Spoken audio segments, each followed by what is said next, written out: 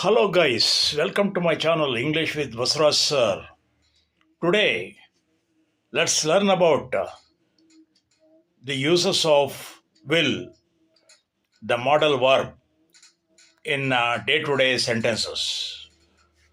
Will is used for expressing the future.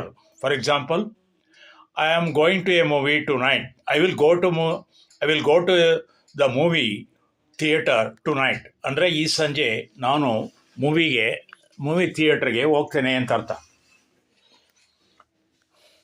You will regret it when you are older ಅಂದರೆ ನೀನು ವಯಸ್ಸಾದಾಗ ನಿನ್ನ ಒಂದು ತಪ್ಪಿನ ಅರಿವು ಉಂಟಾಗಿ ನಿನಗೆ ಪಶ್ಚಾತ್ತಾಪ ಆಗುತ್ತೆ. Expressing inevitability of events. Accidents will occur. Accidents will happen often and on. ಆಗಾಗ್ಗೆ ಆಕ್ಸಿಡೆಂಟ್ಸ್ಗಳು, ದುರ್ಘಟನೆಗಳು, ಅಪಘಾತಗಳು ನಡೀತಲೇ ಇರ್ತವೆ. Accidents will happen often. Expressing request. Will you stop here please ಅಂದರೆ ನೀನು ಇಲ್ಲಿ ಸ್ವಲ್ಪ ನಿಲ್ಲಿಸ್ತೀಯಾ ಅಂತ ಅರ್ಥ. ದಯವಿಟ್ಟು ಇಲ್ಲಿ ನಿಲ್ಲಿಸ್ತೀಯಾ ಅಂತ ಅರ್ಥ. Expressing habitual behaviour. She will dance for hours. ಅವಳು ಅನೇಕ ಗಂಟೆಗಳ ಕಾಲ ನರ್ತಿಸಬಲ್ಲಳು. She will dance for hours. They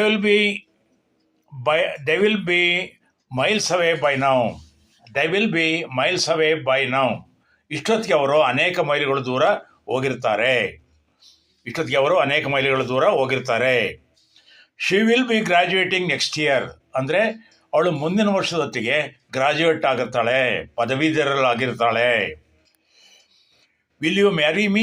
it is a request, polite request. Will you marry me? ನೀನು ನನ್ನ ಮದುವೆ ಆಗ್ತೀಯಾ ಅಂತ ಕೇಳಲಿಕ್ಕೆ will you marry me. Legal ಡಾಕ್ಯುಮೆಂಟ್ಗೂ ಕೂಡ ವಿಲ್ಲನ್ನು ಬಳಸ್ತೀವಿ. We use will for writing a legal document. He made a will before he died.